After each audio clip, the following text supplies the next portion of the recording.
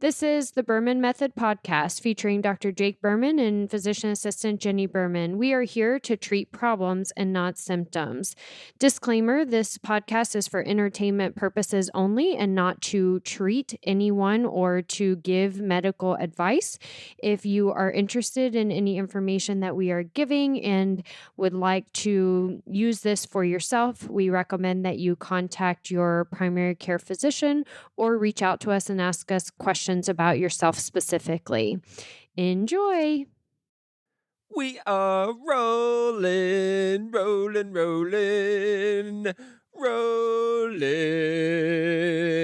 Happy Memorial Day. Go Team America. Thank you to all those that have served past and present. But remember, the true purpose of today is to remember the ones that didn't make it home. So again, thank you to everybody that served. Thank you to all of those that gave the ultimate sacrifice. And we have the ability to be here because some gave it all. And thank you. The Berman Method podcast. There's a little different intro for you. Focused on treating problems and not symptoms. Dr. Jake Berman here with my two beautiful co-hosts, Vera K. Bermanator and JBB. That's Jenni Bear Berman. Physician assistant. Physician assistant. Certified. We are recording live from Jamaica, man. Happy Memorial Day. We're not recording live, but we are in Jamaica right now. Currently, as you're listening to this on Memorial Day, we are packing up our things, sadly, to come home. Yep. So we're recording this before we leave. Yes. We go to Jamaica. Well, we have been going annually, although we said next year we might try somewhere new. Might change it up. Yeah. We love Ocho Rios, Jamaica. I know there's mixed feelings about it, but we love it. I'm not real big on change, so I don't know how I feel about changing it up, but we'll see. Fun fact that a lot of people don't know about you is that you spent a lot of your childhood in Ocho Rios, Jamaica. Yeah, man. Yeah. I'm like a Jamaican man. Jamaican. That's what your birth certificate says. Yeah, not American, not Jamaican. It says Jamaican. That's right. Nation of origin, Jamaica. So, yes, we love Jamaica. Probably had a great time on the trip. Always do. We always have a lot of friends and family come with us, and we stay at a resort, but then we do some excursions off of the resort. You rent a car or a bus. You rent a bus, and you drive us around, and it's a great time. Yeah, we don't do the touristy stuff. I am the tour guide. Yes. You are. You're a good one. So there it is. Happy Memorial Day to everyone. Hopefully everybody is doing something fun. And before we jump into today's topic, I do want to announce that we are running some Memorial Day specials. So ours are a little bit different. My special is your special. So reach out to us and maybe we'll put them in the show notes, the individual specials that each business is doing. So that way they're there for people to be able to read and contact us if they want to take advantage. That's great. I didn't know we were running specials, so that's great. Well, I am. Thought you were. Speaking of PSA, public service announcements, we are currently actively hiring essentially all positions right now. Most urgently looking for a physician assistant or a nurse practitioner to come on board. We're preparing as well as we possibly can for our expansion into the Bonita location this coming 2024. So January 2024 is the ultimate goal to get health and wellness up in Bonita to take on to the next location up there. And we're also looking for PTs also because we're going to put PT up in that branch. So if you know any qualified or anybody that wants to be qualified, PTs, a physician assistant, nurse practitioners, and registered dietitian, essentially all the positions we're trying to grow. And our biggest limiting factor is finding staff, as most people know. Yes. Cool. Apply within. Yeah. Reach out ASAP. That means as soon as possible. All right. So diving in. Yes. What are we talking about today? What's the topic of today? I wanted to talk about intermittent fasting. Oh my gosh, intermittent fasting. I've had a lot of questions about it. So I've been doing some different seminars and Facebook Live events with different gyms in town to help their members to optimize their nutrition goals, which is then going to help with reaching their total overall fitness goal. So being able to lose fat mass, improve muscle mass, improve their energy level, sustain the exercise that they want to do, improving endurance, and just overall health, cardiovascular fitness. So when I do these seminars and talk with the different types of groups, the different people, whether they're in their 20s and 30s or all the way up into the 60s, 70s, 80s, as far as these gyms go, one of the most common questions I get asked is, well, what about intermittent fasting?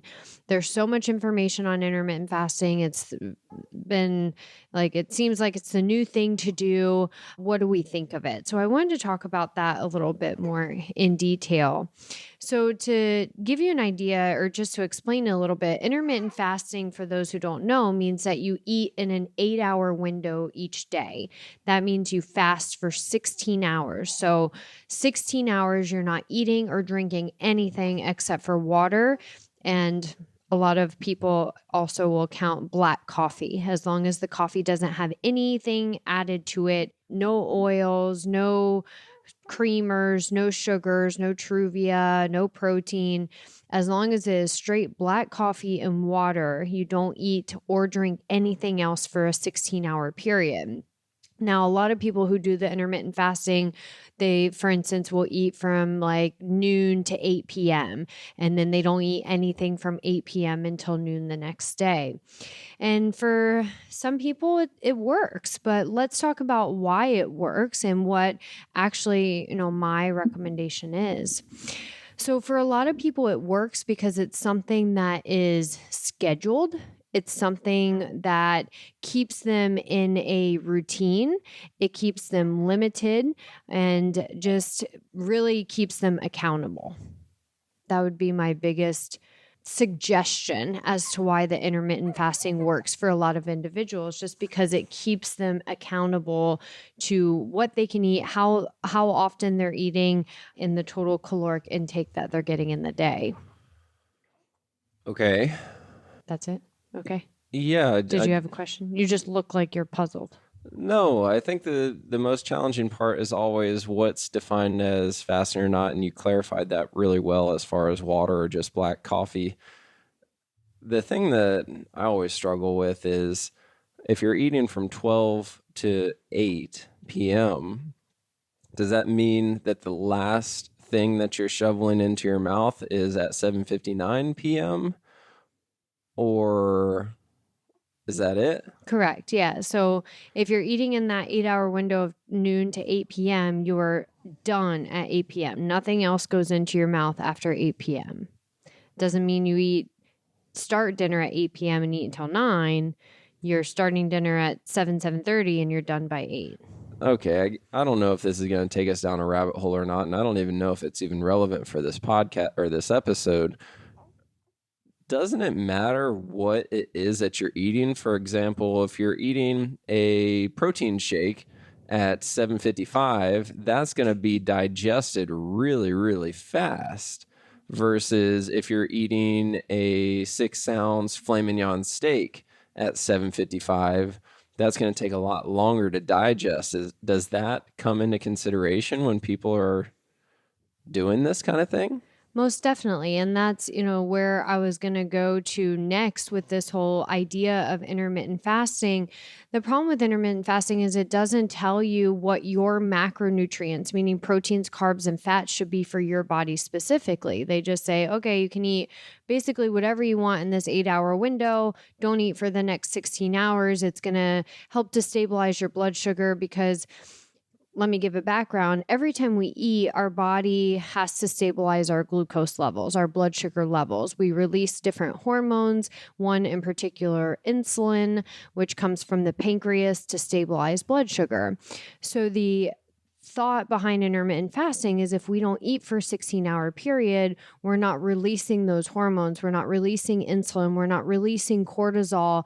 And so it's going to help with fat loss because those hormones are lower. Now, with that being said, there's no true guidelines on intermittent fasting of this is what you should be eating in that 8-hour window. And the problem with that is everybody's macronutrients, meaning proteins, carbs, and fats, are different for their fitness goals or their health goals, based on their metabolism, based on their medical history, based on the medications they're taking, their activity level, their, overall body composition. So when you're doing that 8-hour window, a lot of times we're still not hitting the recommended macronutrients that we need for our body and our fitness goals. And I know I haven't answered your question yet, but I'm getting there. It just sounds like so much that you have to eat in a small amount of time. It's almost like you're shooting yourself in the foot if you really are trying to achieve those numbers. Correct. So realistically, our body only metabolizes about 40 grams of protein per sitting. Majority of us need somewhere between 100 grams of protein up to 150, 160 grams of protein a day. It is not possible to get 100 for you. For instance, you actually need more than 160 grams of protein a day just because of your activity level and fitness and the amount of muscle mass you have in your size. But it would not be possible for you to get 180 grams of protein in 8 hours in a day and actually metabolize it efficiently to where your body is not storing it. Same for individuals who need 120 grams of protein. It would be very challenging to get 120 grams of protein, and that's a pretty common protein goal for many women. And to get 120 grams of protein in 8 hours is just, one, it's very challenging, but two, it's really not as efficient as your body can work if you are eating in a longer window. Just to clarify, we're doing intermittent fasting. I can only eat from 12 to 8. I need to get in 180 grams of protein in that 8-hour window. So I can do, there's a bunch of different options. Let's just, for simplicity's sake, I can eat 60 grams of protein at lunch and 60 grams of protein at dinner. Yet, let's say we can't accomplish that. It's a lot of protein and it's challenging to get down. But even if you do get it down, you're not going to metabolize it. At best case scenario, you're going to metabolize 40 grams of the 60, which means those other 20 grams are going to do what? The other 20 grams are being stored, and stored food often turns to sugar because that is our reserve, or fat, essentially, turns to fat as a reserve. So food that is not metabolized efficiently turns to sugar, sugar turns to fat. Our body stores fat as an energy reserve. So yes, you are only going to metabolize about 40 grams, maybe 50 grams, depending on the amount of muscle mass you have. And that's really the ultimate determining factor, is how much muscle mass you have. And then you're going to store the rest. So in your goal of burning fat, doing the intermittent fasting to burn fat and build muscle, but now you're not metabolizing all your food and you're storing food as sugar, which turns to fat, you're shooting yourself in the foot, as you said, right? It's not efficient. Yeah. There's always going to be those people where intermittent fasting works phenomenal for them. Oh my gosh, it's the best thing that I ever did. I tried every single diet and intermittent fasting is the only one that worked for me. Whenever people talk about intermittent fasting, it's the fasters, the ones that say that it works for them. They always reference, when I say you can't, well, I don't say this. I don't say that. I was going to say you can't do that and actually build muscle and reach the goals that you want to reach. They always reference the one guy. He's the giant jack dude that's in the movies. His role is always playing this giant bodybuilder dude. I'm pretty sure he's in The Longest Yard. Man, I can't remember his name. But anyways, he's huge. He's absolutely huge. And they always reference him. I'll have to look up his name real quick. And they go, well, he does intermittent fasting. I'm like, okay, so it works for him. One of my good buddies, who's a doctor, he does intermittent fasting and he loves it, absolutely loves it. It works for him. The thing that we're trying to get across right now is it doesn't work for everybody, and it really doesn't even work for the majority. Correct. Because of the blood sugar instability that it causes. Right. And blood sugar instability is the number one reason why people struggle with weight gain or losing weight. Is that correct? Correct. And that's exactly where we were headed next. Is we have about 3 patients in our practice that do intermittent fasting, and it does work for them. It keeps their calories controlled where they need it. It does keep them accountable. It works for them. However, like Jake said, for majority of the population, intermittent fasting is not going to work. And the reason being is that many individuals have what we call insulin resistance or blood sugar instability, and they don't even know it. But that's why they are having the slow weight loss or continued weight gain. They're unable to build lean muscle mass. They have interrupted sleep. They're waking up in the middle of the night. They're waking up fatigued in the morning, craving sugar and carbohydrates all day long and into the evening time, brain fog, vitamin D deficiency.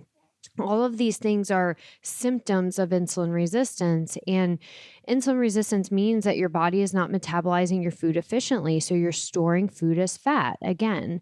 And the most important thing to improve that insulin resistance and blood sugar stability is getting protein in. So eating in this 8-hour window doesn't allow us enough time to get the adequate protein that we need, number one. But number two, 16 hours is too long for the blood sugar to stabilize itself when you have an unstable blood sugar. So intermittent fasting may work for someone who already has a stable blood sugar and they, are not looking to gain lean muscle mass, and they're just really looking to stay consistent and stabilize. But it most likely will not work for someone who is trying to get their blood sugar stabilized, improve their hemoglobin A1C, go from the diabetic or pre-diabetic range to the normal range, to burn fat mass, because we need that protein every 2 to 3 hours to really stabilize our blood sugar and decrease the amount of insulin our pancreas is releasing. That was a lot. Yes. I think if I had to say it in layman's terms, the reason why, I'm going to try to say exactly what you just said in layman's terms, the reason why it works for some people is because they already have a stable blood sugar. If you already have a stable blood sugar, chances are you're not struggling to lose weight or gain muscle mass. Right. Chances are you're not struggling with that. Right. If you are struggling with that, chances are you have an unstable blood sugar. Right. And if you have an unstable blood sugar, prolonged fasting is not the best way to stabilize your blood sugar. Right. That's exactly correct. And, I'm going to come back to the bodybuilder guy, actor that you were talking about. I'm trying to think of his name. It's driving me nuts right now. My first thought was, well, what does he supplement with? If he is that jacked, meaning he has that much muscle mass and he eats in an 8-hour window, what is he supplementing with to be able to maintain that mass? Especially as we age, there's something called sarcopenia, which is a loss of muscle mass. We lose 1 to 2% of our muscle mass as we age, starting in our 20s and 30s, if we're not doing the right things to support our muscle mass as we age, meaning getting adequate protein in, getting our strength training in. Obviously, he strength trains because he has a ton of muscle mass, and he probably does get a quality amount of protein in 8 hours, but he has, in my opinion, I don't know this for 100%, but I would think that he's doing some type of supplementation. Terry Crews. I don't know who that is. He's freaking hilarious. Terry Crews is one of my favorite actors because he always plays these silly roles. But yes, he's the guy that does intermittent fasting. And what is he supplementing with? I cannot even begin to believe that he is the size that he is and he's not supplementing with something. I mean, you have to. And if you don't, then he's the one-off. Remember, there's always going to be one-offs. There's going to be people that say, you know what? Only eating McDonald's gets me in shape. There's going to be at least one person. There's 6 billion people on this planet. There's going to be one person who only eats fast food and is ripped. Right. And if they try to eat healthy, they're going to gain weight. Yep. Right? That's the outlier. And the other thing, you just brought up a good point with intermittent fasting is there's no caloric recommendation or macro recommendation. So 900 calories of McDonald's is totally different than 900 calories of your proteins and vegetables. And your body is going to metabolize that differently. It's going to utilize those two fuel sources differently.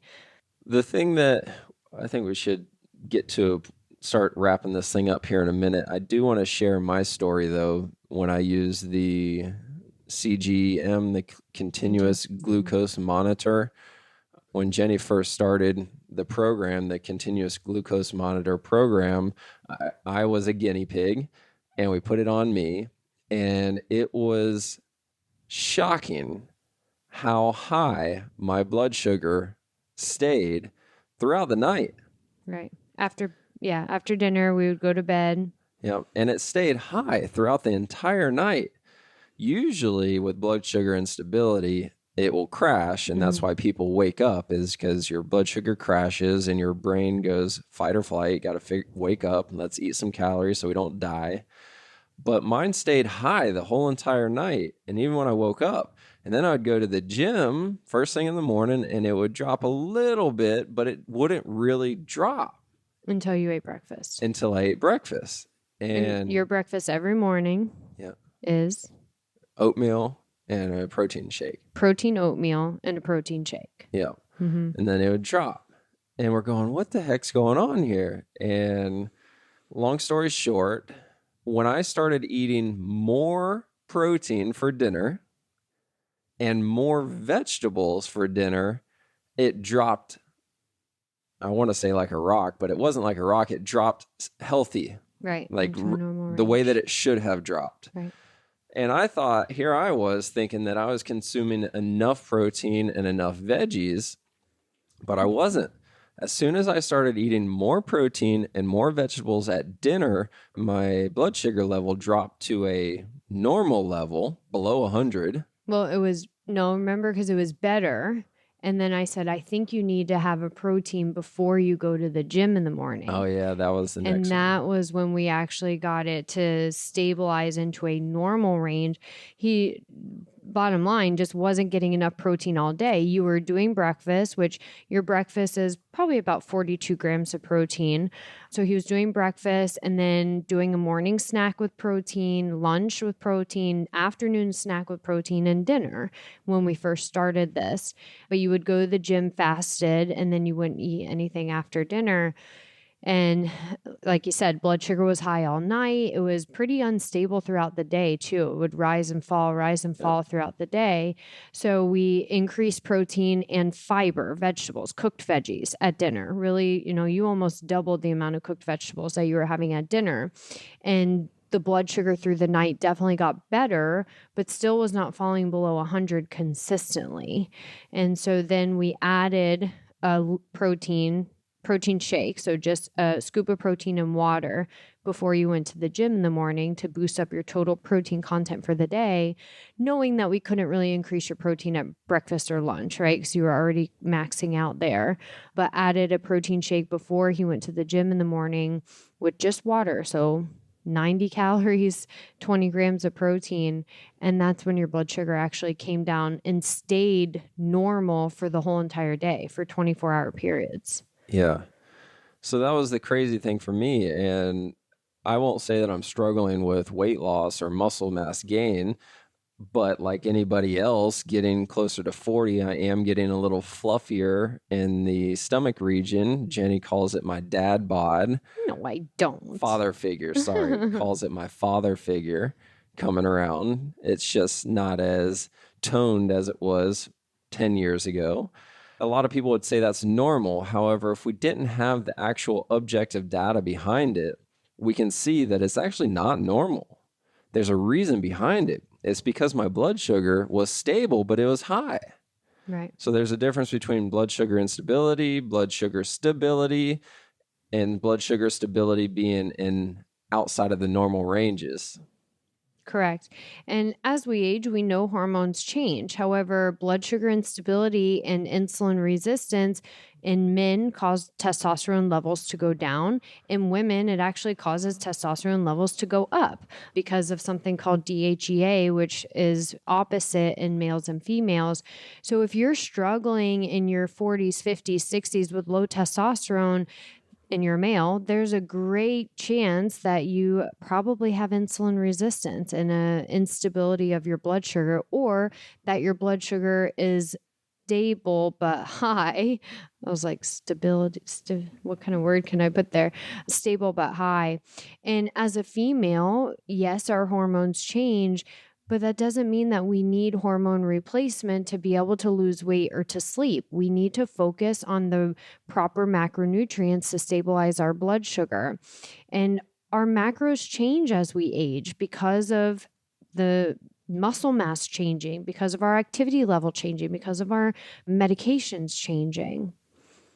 So we have to constantly adjust our macros, meaning the amount of proteins, carbs, and fats that we're consuming in a day, depending on those things, our age, our medicines, our activity level, the amount of muscle mass that we have, and our goals. Yes. So intermittent fasting, not my top recommendation, especially with the amount of the population that has insulin resistance or blood sugar instability.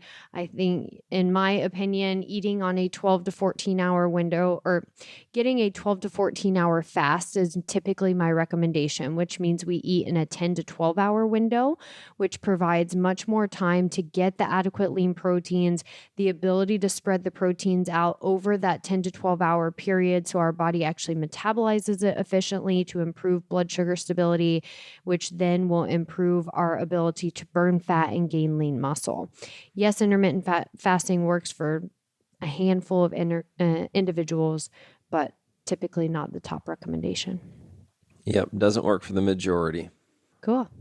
Good? Happy Memorial Day. Okay, remember, if you're barbecuing today, remember the reason why you're able to barbecue is because the ones that gave it all didn't make it back. So just be grateful, show some gratitude, be thankful, go Team America.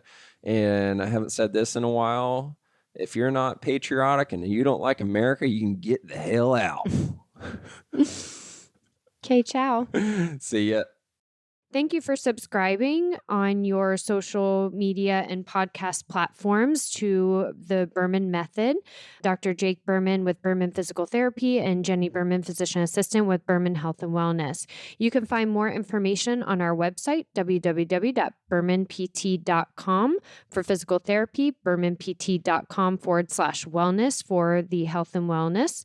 You can also find us on social media, Facebook, Instagram, and on your podcast platform. So be sure to follow us, like us, subscribe to us. And if you would like any further information, definitely visit our website and reach out to us. You may also find our free reports on the websites as well, where you can download this free information for yourself. Have a great day.